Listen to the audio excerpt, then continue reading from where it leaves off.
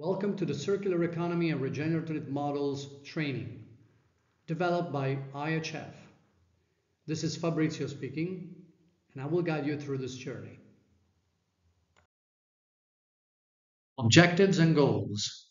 At the end of this module, you will be able to Unit 1. Understand the principles of the regenerative business models. Recognize the main benefits and challenges of these models. Unit 2. Understand the key principle of a circular economy. Describe the technical and biological cycles of the circular economy and recognize the circular economy actions within each cycle. Recognize the main benefits and challenges in circular economy. Unit 3. Address the main challenges related to the regenerative models and circular economy. Spot for successful companies and create valuable synergies. Unit 1. Regenerative business models. In this unit, we will dive into how current economic systems often harm our planet and contribute to inequality, and how a shift toward regenerative practices can create a more sustainable and fair future. We will explore key principles such as sustainability, biomimicry, and circular economy, all of which are essential for restoring ecosystems and building healthier communities. By the end of this section, you'll understand the core concepts of regenerative practices and how they can reshape businesses for a better world. Section 1. Understanding the regenerative model. To begin this module, we need to examine the current dominant economic model. This model is linear and degenerative. It works in a cycle of extraction, use, and disposal, essentially taking resources, making products, and then discarding them as waste. This approach not only depletes our resources, but also creates significant social divisions, as the wealth and opportunities it generates are not shared equally. As a result, it contributes to inequality. In contrast, there is an alternative approach we can look towards, one that supports the achievement of the Sustainable Development Goals. This is the regenerative model. This ensures that resources remain available continuously. Instead of wasting byproducts, it creates a circular flow where one process's outputs serve as inputs for another. It's also distributed. This means it focuses on sharing wealth, knowledge, and opportunities fairly across society. Section 2. Key principles. Moving on to the key principles behind the regenerative model, it is important to note that while there is still no one-size-fits-all definition in the literature, this model is not solely about profit. It is about generating broad benefits. It actively works toward ecological restoration and societal well-being. So what does a regenerative company look like? It goes beyond simply reducing carbon footprints or minimizing environmental harm. A regenerative business is actively involved in restoring and enhancing ecosystems, making both the environment and communities healthier. The regenerative model follows a few core principles. Sustainability. This includes sustainability across social, economic, and environmental dimensions. Biomimicry. This is about learning from nature.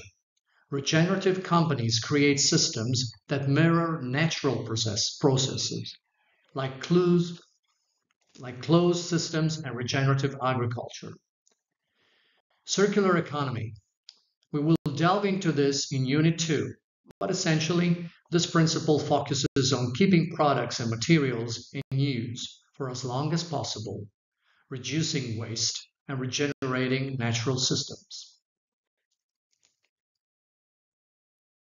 Section 3. Benefits and challenges. Now, we will explore both the benefits and challenges of adopting the regenerative model. Benefits. Improved profitability. Regenerative systems reduce part of the costs and enhance brand reputation, attracting value-driven consumers, which boosts profits. Positive impact on the environment. By adopting a regenerative model, companies contribute to the global effort to addressing pressing environmental issues and prioritize the health of the environment. Social benefits. Regenerative businesses prioritize fair wages, safe working conditions, and community development, enhancing employee well-being and fostering local growth. Economic benefits. Sustainable practices improve efficiency, reduce waste, and attract eco-conscious customers, investors, and employees, supporting long-term businesses' growth. Of course, transitioning to a regenerative model does not come without its challenges. Challenges for entrepreneurs. Challenge 1. High initial costs. Transitioning to regenerative practices often requires significant upfront investment in infrastructure, technology, and training. Challenge 2.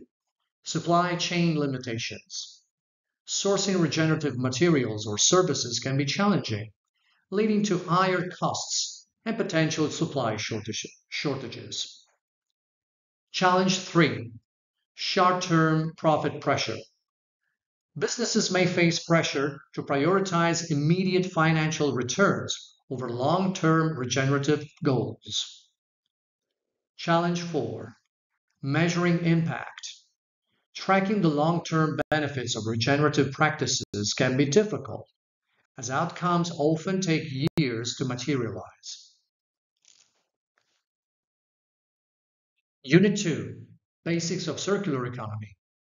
In this unit, we will learn how this innovative model helps us reduce waste, conserve resources, and create a more sustainable future by keeping products and materials in use for as long as possible.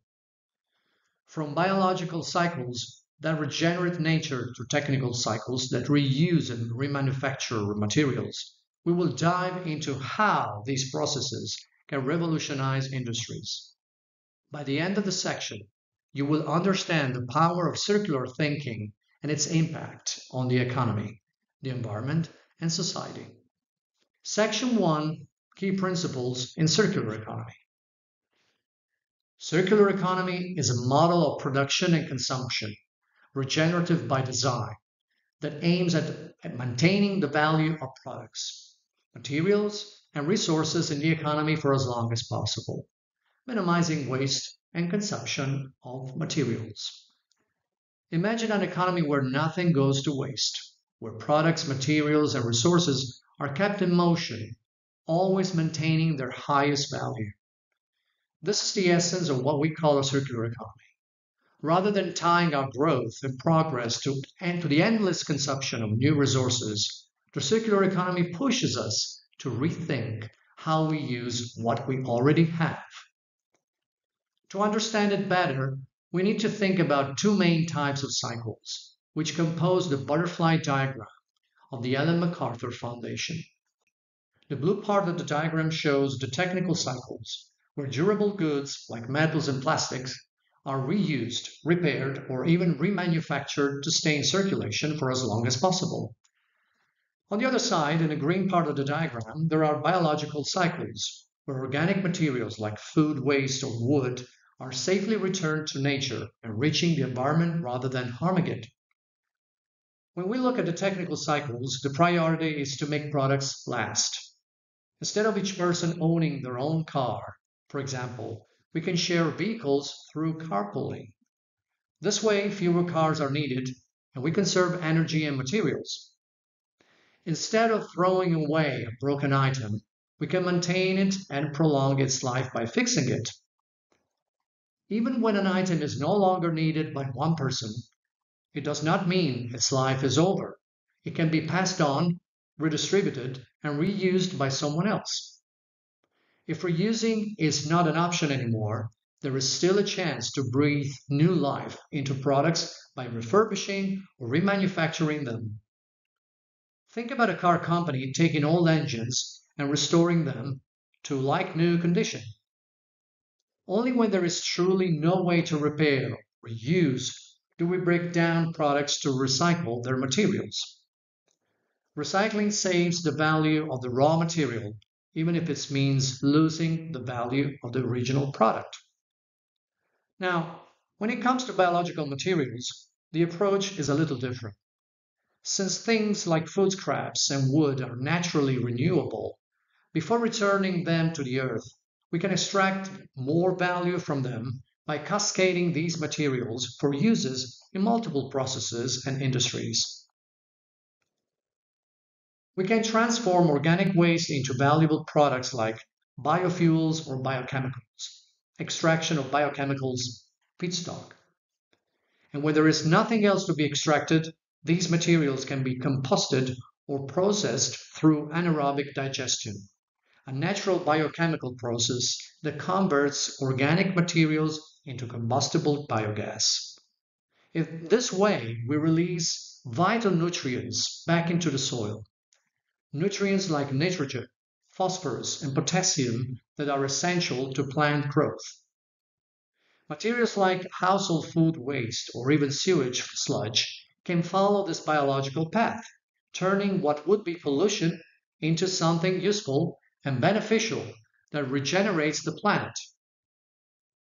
Ultimately, the circular economy teaches us a powerful lesson. By keeping materials and products in use at their best potential for as long as possible, we minimize waste, reduce environmental impact, and make the most out of the resources we already have. It is a smarter, more respectful way of thinking about the world around us. To understand the butterfly diagram, consult the training fish of this module. You can also watch the video produced by the Ellen MacArthur Foundation by clicking on this picture. Section 2. The biological cycle. Now we will look more in detail definitions and examples of each action under the biological cycle. Regeneration. Build natural capital instead of a continuous degradation of the nature. Examples. Employ farming practices that allow nature to rebuild soils and increase biodiversity. Food system returning biological materials to the earth rather than wasting them. Farming. Manage farms and biological resources in a way that create positive outcomes for nature. Examples. The nutrients in organic waste streams can be collected and returned to the soil via processes like composting and anaerobic digestion. Cascades. Make use of products and materials already in the economy, or design new products using ingredients considered waste, like the Orange Fiber Company that makes textile from orange peel. For further information about Orange Fiber Company, click on the blue link. Extraction of biochemical feedstock. Use biological materials from both post-harvest and post-consumer sources as raw materials. Biorefineries play a key role by converting these materials into high-value chemical products. In addition, biorefineries can produce a variety of other valuable products from organic materials through several stages. Example, Nordic Sugar, a company processing sugar beets and transforming residual biomass from sugar production into biogas.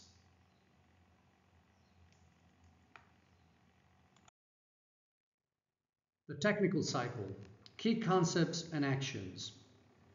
Now we will look more in detail definitions and examples of each action under the technical cycle. Maintaining and sharing. Ensuring the products and materials remain in use by extending their lifespan for as long as possible. Example, Vera's online shop and Vera Evolution. Reusing. Utilizing products and materials multiple times. Reuse business models are cropping up all over the economy, notably in packaging and clothing. Example, Vera's online shop and Vera Evolution. Redistributing, diverting products from their intended market to another customer. Example, the Solidarity Computer Initiative donates NGOs and sells to employees at a nominal price the IT equipment that no longer meets the requirements for use within a company. Refurbishing, returning products to good working condition, e.g., repairing or replacing components, updating specifications, improving appearance. Remanufacturing, disassembling a product down to its components, thoroughly cleaning and inspecting each part, replacing or repairing as necessary, and reassembling the product to meet the original manufacturer's specifications. Recycling, transforming a product into its basic materials and reprocessing them into the new materials. Designing for recycling is important for all products, but especially for items that are not suitable for the other steps in the cycle. Example, Norwegian company NCP, delivering sustainable furniture from recycled plastic materials. Section 4. Benefits and challenges. The transition to a circular economy brings both potential benefits and considerable challenges. While many advantages can be gained, especially in terms of sustainability and long-term economic resilience, there are also barriers that entrepreneurs must navigate.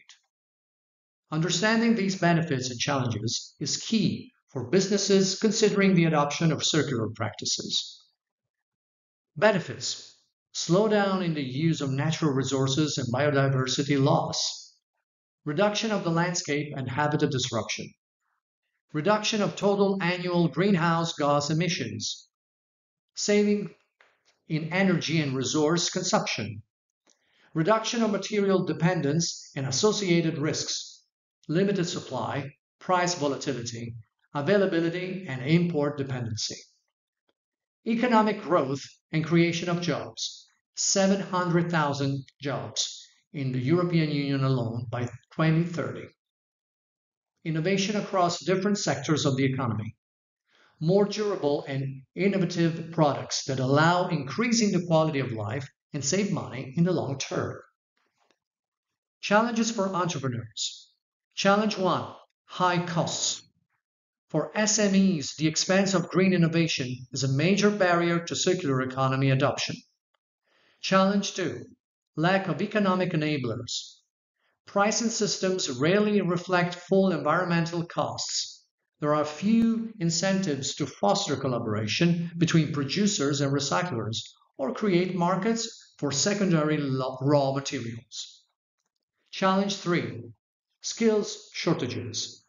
Circular business models require specialized knowledge in areas such as sustainable product design, waste management, reverse logistics, and resource efficiency.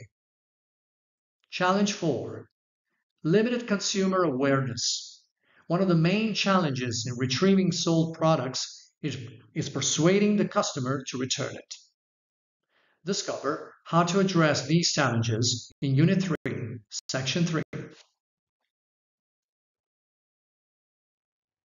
Unit 3. Business Transition to Circular and Regenerative Models. In this unit, we will focus on how businesses can transition to circular and regenerative models. Unit 3 will provide you with the tools and strategies to understand how circular economy practices can be integrated into a company's operations. Whether you are a business owner or just interested in sustainability, you will learn how companies can tackle real-world challenges linked to the transition towards more sustainable models and practices. By the end of this unit, you will know how to start the journey of adopting a circular business model and overcome the hurdles that will come with it, helping you create long-term value and positive environmental impact. Section 1. Initial steps. When considering a transition to circular and regenerative business models, it is important to take deliberate and thoughtful steps. These initial steps will set the foundation for integrating circular economy practices into your operations, guiding the company towards sustainability and long-term success. Assess your company's values and long-term goals to understand how circular economy practices can enhance them. Understanding how sustainability fits into your company's mission will help ensure that circular practices are not only feasible but also contribute to the broader version of your businesses. Identify organizational challenges that could be addressed with circular economy principles. Every business has its unique pain points, whether it's resource inefficiency, waste management issues, or challenges in product lifecycle management. By recognizing these challenges, you can explore circular solutions that improve your operations while aligning with sustainability goals. Research successful companies in the circular economy to learn from their strategies and apply them to your business. Take the time to research successful companies that have made the shift. See what strategies they employed, what hurdles they faced, and how they overcame them. This knowledge can serve as a guide for your own transition. To make your research easier, you can explore resources such as the ECCG Green Practices Database or the EU Circular Economy Stakeholders Platform Database, which are rich with examples and case studies. Raise awareness within your organization about benefits of adopting circular economy practices. Transitioning to circular practices requires the buy-in of everyone involved, from top management to employees on the ground. By educating your team about the benefits of the circular economy, such as resource efficiency, cost savings, and environmental stewardship, you foster a culture of sustainability throughout your company. Design products with circularity in mind by powering production with renewable energy and integrating the three core principles of circular economy: reducing waste, circulating products, and regenerating nature in the design. In order to achieve this, A. Design products to be reused, refurbished, or recycled within closed-loop systems to minimize waste. B. Explore models that offer products as services, e.g., leasing or subscriptions. C. Create durable, repairable, and adaptable product. B. Reduce material consumption in product design. C. Opt for a recyclable or biodegradable materials that can easily be reintegrated into the system. D. Create products that can be disassembled and upgraded.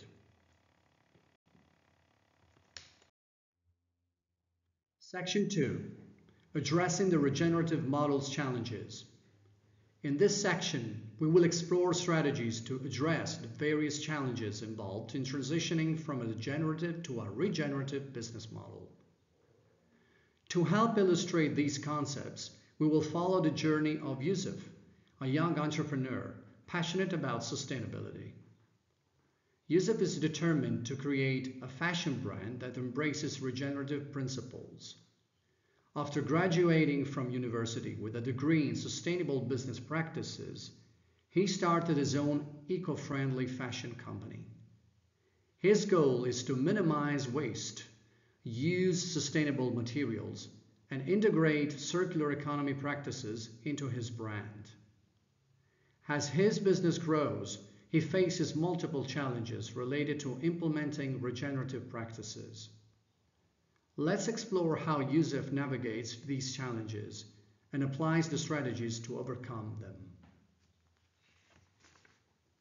Yusuf wants to implement sustainable practices such as using renewable energy, eco-friendly packaging, and setting up waste management systems.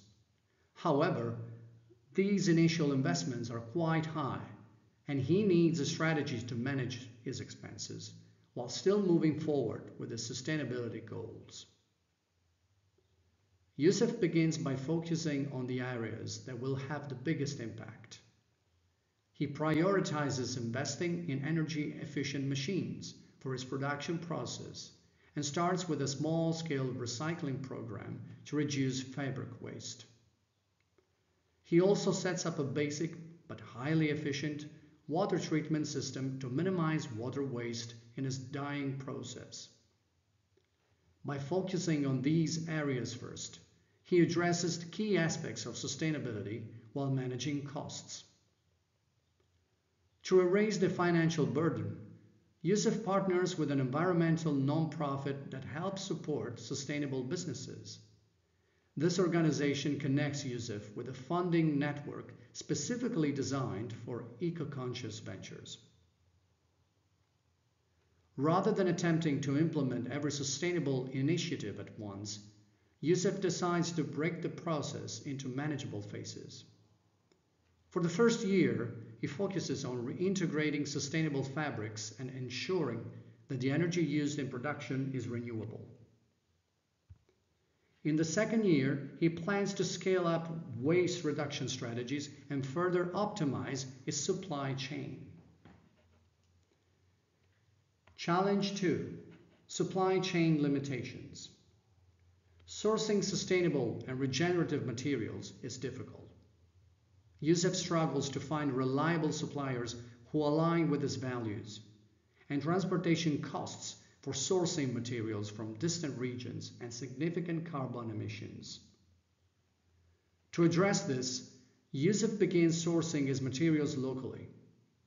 He reaches out to small regenerative farmers and textile producers in his region. For example, he partners with a local hemp farm that practices regenerative agriculture, and he also finds a dyeing company in his area that uses natural plant-based dyes. Yusuf realizes the importance of not being dependent on a singular supplier, especially when working with renewable materials. He contacts multiple suppliers for key materials, such as sustainable cotton and organic wool. This ensures that his business can continue production without interruptions if one supplier faces challenges. Yusuf actively seeks collaboration with other sustainable fashion brands by joining the European Circular Economy Stakeholders Platform, the Enterprise Europe Network (EEN), and the European Cluster Collaboration Platform. He attends virtual meetups, shares knowledge and fellow entrepreneurs, and discusses ways to build more regenerative supply chains. This leads to new partnerships with suppliers who share his values and a collaborative effort to reduce waste in the industry. Challenge 3: Short-term benefits pressure. Investors and stakeholders often pressures Yusuf to show quick returns on investment, which conflicts with his long-term regenerative goal. To communicate the long-term benefits of his regenerative model, Yusuf develops a clear narrative.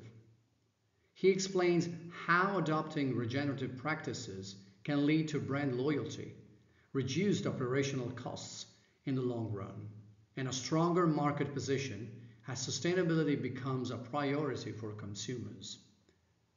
He creates a detailed report outlining the savings on energy and materials in future years, which he shares with his investors. Yusuf launches a small regenerative collection using only upcycled fabrics. This collection is marketed as a zero-waste initiative, and it quickly attracts attention from eco-conscious customers. This success helps demonstrate the viability of this regenerative model and gives investors confidence that it is possible to make a profit while staying true to his sustainability goals. Yusuf sets clear, short-term goals that balance financial objectives with sustainability. For example, he aims to reduce water usage by 15% within the first year, and he tracks waste diversion from landfills, setting a target of diverting 80% of production waste. These measurable goals show tangible progress and provide a solid foundation for long-term regeneration. Challenge 4. Measuring impact. Measuring and providing the impact of our regenerative practices is difficult, especially when dealing with multiple variables like waste reduction and carbon footprint. To evaluate his business impact, Youssef uses the tools provided by the Impact Academy website, which offers a variety of impact assessment tools tailored to different industries. He starts by using a carbon footprint calculator to track emissions from his production process and identify areas for improvement. Youssef accesses the European Union Circular Economy Stakeholders Platform database to discover industry-specific tools for evaluating circular strategies. He finds a database of impact measurements tools and selects one that helps us calculate the material recovery rate and monitor waste reduction. He also consults impact consultants to ensure that his company meets the necessary standards for a certified circular economy business. Go to the Training Fish to explore the story of Youssef and his eco-friendly fashion company.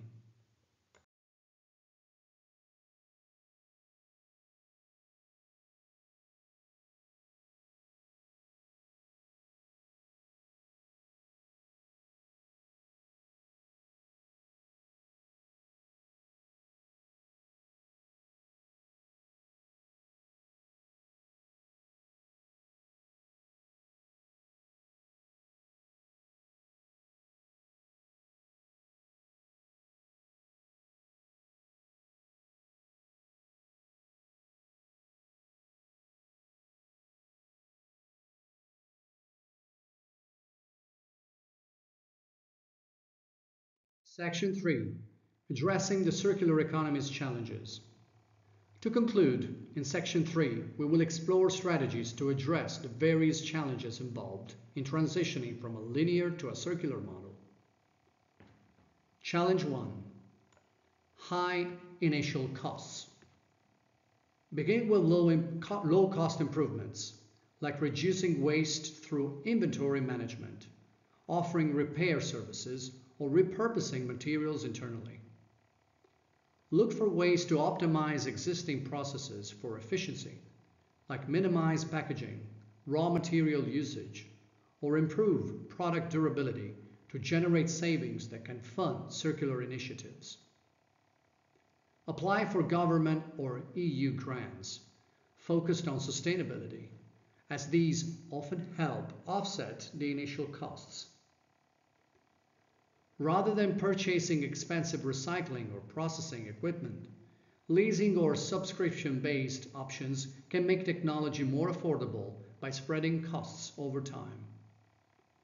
Implement circular practices with a single product line or department to measure impact before scaling up. Form partnerships with other SMEs to share resources or costs, or join industrial symbiosis actions to this link to know more about IS. Challenge 2.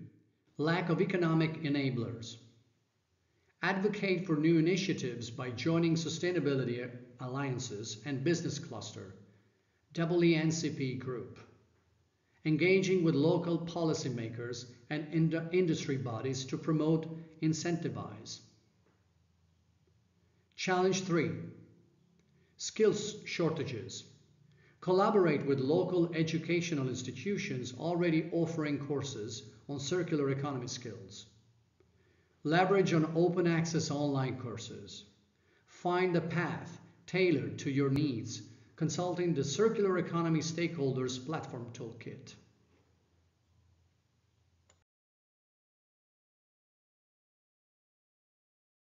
Challenge 4.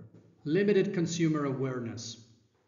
Communicate the need for efficient reverse logistics, the process of returning products back for reuse or recycling, as essential for keeping materials in circulation and reducing waste. Make returning products easy through incentives such as rewards, drop-off points, or home collection services. Raise awareness of how returned products are processed or treated to create new value. For lower value items, offer hassle-free return methods like curbside collection or joint collection initiatives, which encourage participation without requiring significant effort. Example: Mazuma Mobile directly engages customers by offering money for their unused mobile phones, which often end up forgotten in drawers. Since its launch in 2007, the company was one of only 3 offering this service, but now over 50 companies provide similar options. To raise public awareness, Mazuma Mobile made significant investments in marketing. The company collects phones which are refurbished by an external partner when needed, and then resell them in emerging markets or to local retailers and insurance companies. Any phones that cannot be refurbished are recycled for materials. To help illustrate these concepts, you can visit the training Fish and explore the journey of Maria and her small cafe business. Discover how she applied a set of strategies to tackle the 4 main challenges associated with implementing circular economy.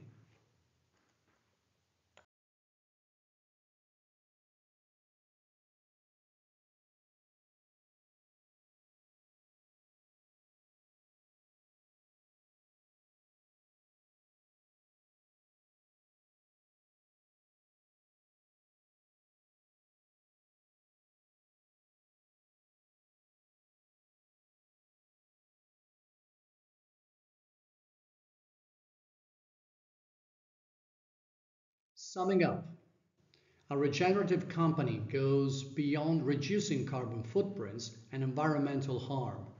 It actively restores and enhances ecosystems. Circular economy is a model of production and consumption, regenerative by design, that maintains the value of products, materials, and resources in the economy for as long as possible, minimize waste and consumption. The circular economy model is structured into a dual structure, composed of a biological and technical cycle. Each cycle includes a set of specific actions and related challenges. There are simple steps that you can take to address these challenges effectively. This is the end of the training. Thank you for listening.